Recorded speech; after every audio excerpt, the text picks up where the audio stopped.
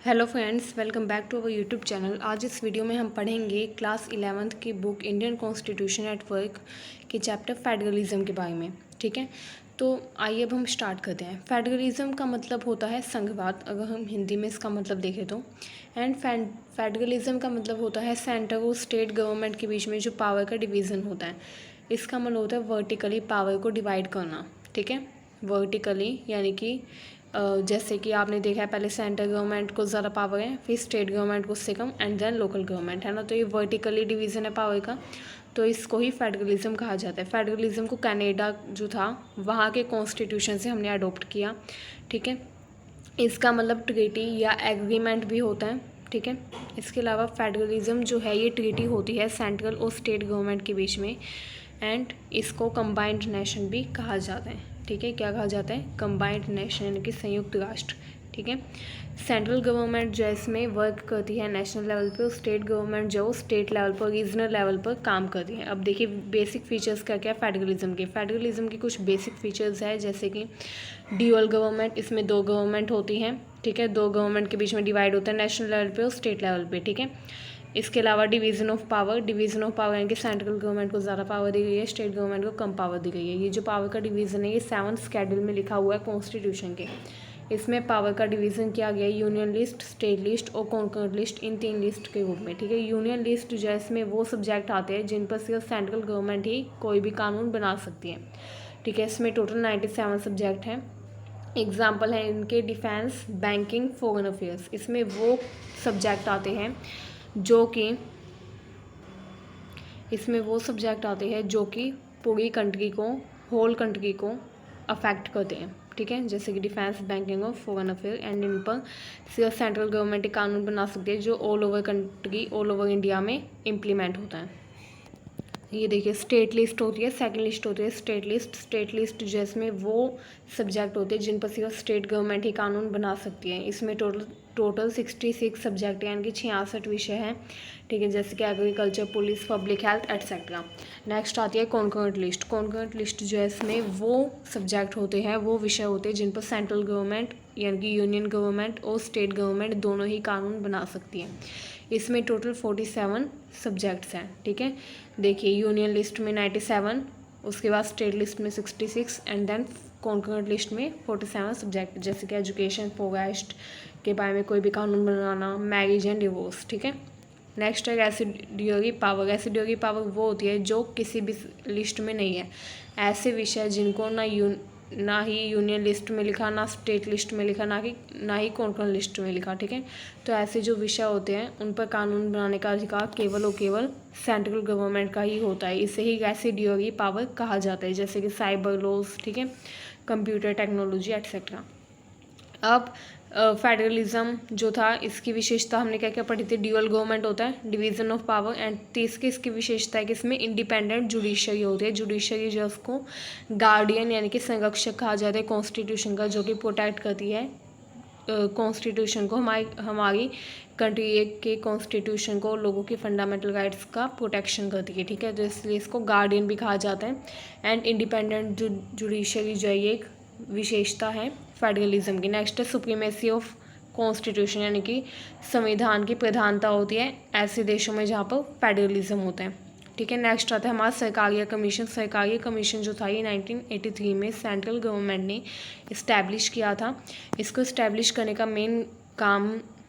Main जो motive था वो था सेंट्रल गवर्नमेंट और स्टेट गवर्नमेंट के बीच में जो रिलेशन है उनकी स्टडी करना। ठीक है, तो 1983 में इसको इस्टेब्लिश किया था स्टडी करने के लिए, relation between central and state government. इसके अलावा after the study the report was submitted in 1987, and जब इसकी स्टडी की गई तो इसने स्टडी करके रिपोर्ट को सबमिट किया 1987 में। ठीक है, 1983 में ये बना। 1984 में इसने स्टडी करना, अध्ययन करना शुरू किया कि सेंट्रल और स्टेट गवर्नमेंट के बीच में कैसे रिलेशंस हैं इंडिपेंडेंस से लेके 1983 तक, एंड देन उसने अपनी रिपोर्ट पेश की 1987 में। ठीक है, एंड इस कमीशन के चेयरमैन थे एस सरकारिया। ठीक है, उन्हीं के नाम पर सरकारिया कमीशन इसका नाम रखा गया। ये जो सरकारिया कमीशन ने 1987 में रिपोर्ट पेश की थी, इसका मेन जो कंटेंट था वो ये था, इसने बताया कि जो सेंट्रलाइजेशन है, सेंट्रलाइजेशन मतलब केंद्रीकरण कर देना, यानी कि सारी पावर सेंटर को दे देना, सेंट्रल गवर्नमेंट को ही सारी पावर्स दे देना। तो उन्होंने कहा कि सेंट्रलाइजेशन करना बहुत ही डेंजरस है नेशनल इंटीग्रेशन और यूनिटी के लिए। ठीक है, अगर सेंट्रलाइजेशन कर दिया जाए, सारी पावर सेंट्रल गवर्नमेंट को दे दी जाए, तो नेशनल इंटीग्रेशन जो है, राष्ट्रीय एकीकरण जो है, उस पर कोई आँच आ सकती है एंड वो संकट में पड़ सकता है। तो ये इसने कहा।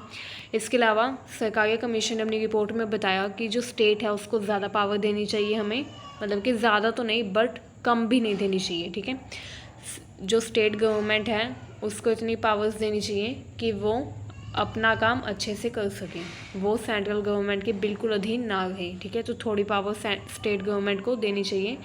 ठीक है, ये उन्होंने कहा। इसके अलावा उन्होंने ये कहा कि जो गवर्नर्स अपॉइंट किए जाते हैं स्टेट में, वो नॉन पॉलिटिशियन होने चाहिए, मतलब कि वो पॉलिटिक्स की फील्ड से अलग होने चाहिए। ठीक है, तो इसलिए उनको ऐसे लोगों को गवर्नर के रूप में चूज़ किया जाता है जो कोई और काम करते हो पहले। ठीक है, आपको ज़्यादा डिटेल में जाने की ज़रूरत नहीं है, बट यही इतना ही आप समझ लीजिए। ठीक है, नेक्स्ट आ रहा है जम्मू एंड कश्मीर। देखिए, जम्मू एंड कश्मीर जो था, ये आज़ादी के टाइम पर इसने इंडिया में इंटीग्रेशन के लिए मना कर दिया था, इंस्ट्रूमेंट ऑफ सेशन इसने साइन करने से मना कर दिया था। बट फिर भी इंडिया, जब पाकिस्तान के साथ इंडिया की लड़ाई हुई जम्मू एंड कश्मीर के ऊपर, तो कश्मीर जो था वो मान गया था कि हम इंडिया में शामिल हो जाएंगे। ठीक है, तो उस टाइम पर क्या किया गया, जम्मू एंड कश्मीर को कुछ स्पेशल स्टेटस दिया गया। ठीक है, विशेष अधिकार दिए गए। आर्टिकल 370 जो ये बोलती थी कि जम्मू एंड कश्मीर का खुद का संविधान होगा और खुद का तिरंगा होगा। ठीक है, खुद का फ्लैग और खुद का कॉन्स्टिट्यूशन। इसके अलावा सेंट्रल गवर्नमेंट जो है उसको अधिकार नहीं होगा कि वो जम्मू एंड कश्मीर में फाइनेंशियल एमरजेंसी लगाएं या फिर DPSPs को लागू करें। ठीक है, हमारा जो कॉन्स्टिट्यूशन है उसमें लिखा हुआ है कि जम्मू एंड कश्मीर जो था उसको राइट है सेल्फ रूल, यानी कि खुद अपने ऊपर रूल करने का। सेंट्रल गवर्नमेंट जो उसको ज़रूरत है कंसेंट की स्टेट गवर्नमेंट की। ठीक है, सेंट्रल गवर्नमेंट को किसकी कंसेंट की ज़रूरत है, स्टेट गवर्नमेंट की, इम्प्लीमेंट करने के लिए सब्जेक्ट को, जो कि इंक्लूड है यूनियन और कॉन्करेंट लिस्ट में। ठीक है, तो मतलब कि यूनियन और कॉन्करेंट लिस्ट पर अगर सेंट्रल गवर्नमेंट कुछ भी कानून बनाती है तो तब तक लागू नहीं होगा जम्मू एंड कश्मीर में, जब तक कि जम्मू एंड कश्मीर की स्टेट असेंबली जो है वो उसकी कंसेंट ना दे दे उसके लिए। ठीक है, एंड ये जो धारा 370 थी, आर्टिकल 370, ये 5 अगस्त 2019 को प्रेसिडेंट के द्वारा प्राइम मिनिस्टर की रिकमेंडेशन पर हटा दी गई है। ठीक है, नेक्स्ट है conflict in the Indian federal system. Indian federal system जो है उसमें क्या क्या कन्फ्लिक्ट थे। देखो, कन्फ्लिक्ट ये था कि सेंटर स्टेट का रिलेशन सही नहीं था, डिमांड फॉर ऑटोनॉमी, स्टेट जो थे वो ऑटोनॉमी की डिमांड कर रहे थे, जो गवर्नर एंड प्रेसिडेंट थे उनका जो रोल था इसमें वो भी काफ़ी इम्पोर्टेंट है, वो भी कन्फ्लिक्ट का एक रीज़न था। डिमांड फॉर न्यू स्टेट, नए नए स्टेट्स की डिमांड उठ गई थी। इंटर स्टेट कन्फ्लिक्ट, ठीक है, मतलब कि एक ही स्टेट के अंदर जो लोग थे उनमें भी आपस में कन्फ्लिक्ट देखा जा रहा था। एक ही स्टेट में जो गवर्नमेंट थी अलग अलग लेवल की, लोकल लेवल की एंड जो स्टेट रीजनल लेवल की गवर्नमेंट जो थी उनके बीच में कन्फ्लिक्ट देखा जा रहा था। ठीक है, स्पेशल प्रोविज़न मांग रहे थे स्टेट जो थे, जैसे जैसे उन्होंने जम्मू कश्मीर को देखा कि जम्मू कश्मीर के पास स्पेशल प्रोविज़न है, जम्मू कश्मीर में कोई घर नहीं खरीद सकता, प्रॉपर्टी नहीं खरीद सकता, कोई वहाँ फैक्ट्रीज नहीं लगा सकता बिना कंसेंट के, है ना, सिर्फ वहाँ के लोग ही वहाँ पर कुछ भी कर सकते हैं, है ना। तो ऐसा स्पेशल स्टेटस देखकर बाकी जो स्टेट्स थे वो भी डिमांड कर रहे थे कि हमें भी स्पेशल प्रोविज़न हमारे लिए भी बनना चाहिए, हमें भी स्पेशल स्टेटस दिया जाना चाहिए। तो ये कुछ कन्फ्लिक्ट थे इंडियन फेडरल सिस्टम में। ठीक है, तो आपको ये पता होना चाहिए। ये देखिए सेंट्रल स्टेट रिलेशन, इसमें क्या कहा है, देखिए सेंट्रल स्टेट रिलेशन जो है, जब हमारी कंट्री इंडिपेंडेंट हुई थी तो उस टाइम पर सेंट्रल और स्टेट रिलेशन नॉर्मल थे, क्योंकि जो सेंट्रल गवर्नमेंट थी और जो स्टेट गवर्नमेंट थी वो सारे लीडर्स एक ही पार्टी के थे। आपको पता ही है कि ऑल ओवर कंट्री में कांग्रेस ही जीती थी, कांग्रेस का ही रूल था उस टाइम पर। ठीक है, तो कांग्रेस पार्टी के ही लीडर्स थे जो कि स्टेट लेवल पर भी थे एंड सेंट्रल लेवल पे भी थे। तो गवर्नमेंट, सेंट्रल गवर्नमेंट और स्टेट गवर्नमेंट के बीच में काफ़ी अच्छे रिलेशंस थे, ठीक है। सेकंड, डिमांड फॉर ऑटोनॉमी, मतलब कि स्टेट जो थे उन्होंने डिमांड की कि हमको और भी ज़्यादा पावर दी जानी चाहिए। उन्होंने कहा कि हमको इंडिपेंडेंट इनकम का हमारा सोर्स होना चाहिए। उन्होंने कहा कि हमारी इनकम का कोई अच्छा इंडिपेंडेंट सोर्स होना चाहिए। उन्होंने डिमांड की फाइनेंशियल पावर की। उन्होंने कहा कि जैसे कि इनकम टैक्स और एक्साइज ड्यूटी लेने का अधिकार सेंट्रल गवर्नमेंट का है, चाहे वो किसी भी स्टेट में हो, ठीक है। तो सेंट्रल गवर्नमेंट वो लेती है ना। तो उन्होंने कहा कि हमको भी अधिकार मिलना चाहिए, ठीक है। जैसे कि जो वो होता है, जो कंपनीज़ के ऊपर जो टैक्स लगाया जाता था उसका अधिकार भी सिर्फ सेंट्रल गवर्नमेंट को ही था वो लेने का। कस्टम ड्यूटी, जी, जो कस्टम ड्यूटी थी वो भी सिर्फ सेंट्रल गवर्नमेंट ही ले सकती थी, ठीक है। तो इसका अधिकार भी सिर्फ सेंट्रल गवर्नमेंट को ही था, है ना। तो स्टेट बोल रहे थे कि हमें भी ऐसी फाइनेंशियल पावर्स मिलनी चाहिए जो कि सेंट्रल गवर्नमेंट के पास है। इसके अलावा उन्होंने कहा कि हमारे पास एडमिनिस्ट्रेटिव पावर होनी चाहिए कि हम खुद का कानून बना सकें, है ना। And demand autonomy in the field of culture and linguistic. उन्होंने कहा कि हमको ऑटोनॉमी चाहिए कल्चर और लिंग्विस्टिक यानी कि भाषा से रिलेटेड फील्ड में, ठीक है। तो ये सब उन्होंने कहा। डिमांड फॉर न्यू स्टेट, नए स्टेट की डिमांड उठ रही थी बार बार, ठीक है। बट ये नेशनल यूनिटी और रीजनल यूनिटी के लिए काफ़ी ज़्यादा खतरनाक था कि नए नए स्टेट की डिमांड उठे, है ना। तो इसलिए ये काफ़ी बड़ी समस्या थी उस टाइम पर।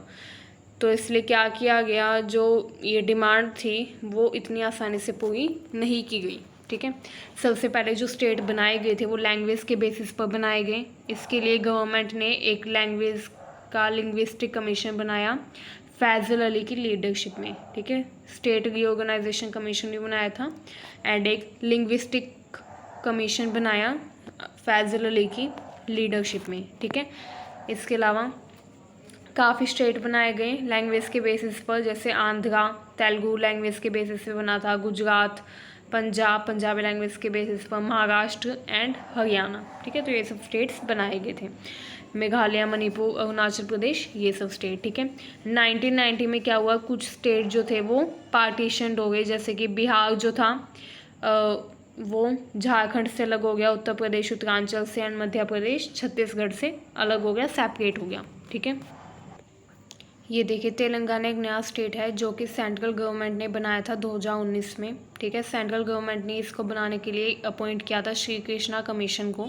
श्री कृष्णा कमीशन जो था उनका काम था स्टडी करना तेलंगाना की नीड्स को, कि तेलंगाना स्टेट की नीड्स क्या क्या, ज़रूरतें क्या क्या है, ठीक है। TRS तेलंगाना राष्ट्रीय समिति पार्टी जो थी वो वहाँ पर फेमस पार्टी है, इफेक्टिव पार्टी थी, एक्टिव पार्टी थी, ठीक है। उसके लीडर थे चंद्रशेखर राव, ठीक है। नेक्स्ट आ जाता है हमारा inter state conflict. Inter state conflict में क्या क्या था, इसमें दो इश्यूज थे। बॉर्डर डिस्प्यूट, मतलब कि इंटर स्टेट कन्फ्लिक्ट यानी कि कौन कौन से बेसिस पर कन्फ्लिक्ट होता था 2 या 3 स्टेट्स के बीच में, तो उसका रीज़न था border dispute and sharing of river water dispute, ठीक है। बॉर्डर डिस्प्यूट जो था ये बेस्ड था टेरिटरीज और बाउंड्रीज के कन्फ्लिक्ट के ऊपर, ठीक है। ये डिस्प्यूट काफ़ी स्टेट के बीच में काफ़ी प्रिवेलेंट रहा, जैसे कि कर्नाटका और महाराष्ट्र के बीच में, ठीक है। And there is argue for Belgaum between Karnataka and Maharashtra. Karnataka और महाराष्ट्र के बीच में एक जगह थी बेलगोम, उसके ऊपर काफ़ी कन्फ्लिक्ट होगा था, ठीक है। इसके अलावा डिस्प्यूट हुआ मणिपुर और नागालैंड के बीच में, ठीक है।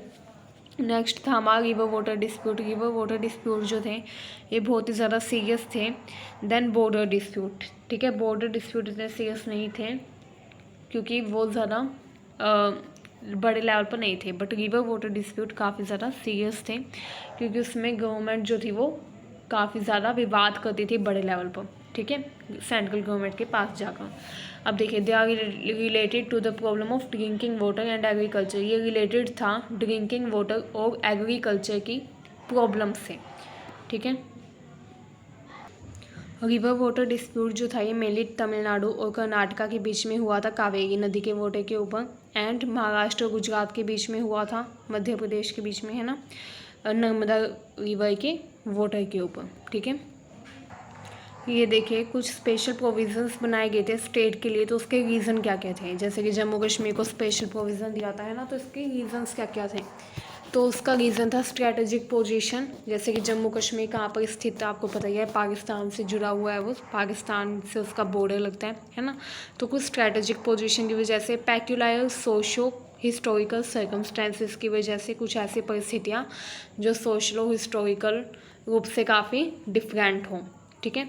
इसके अलावा कुछ स्पेशल प्रोविजंस दिए गए थे नॉर्थ ईस्ट के स्टेट को भी, जैसे कि असम, नागालैंड, अरुणाचल प्रदेश और मिजोरम को, क्योंकि वहाँ पर जो पॉपुलेशन थी वो ट्राइबल पॉपुलेशन थी, यानी कि आदिवासी पॉपुलेशन, आदिवासी जनसंख्या वहाँ पर थोड़ी ज़्यादा थी। इस वजह से कॉन्स्टिट्यूशन ने स्पेशल प्रोविज़न दिया उनको, उनकी कल्चर और हिस्ट्री के प्रिजर्वेशन के लिए, ठीक है। उनके कल्चर और हिस्ट्री के बचाव के लिए उन्होंने उसको स्पेशल प्रोविज़न दिया।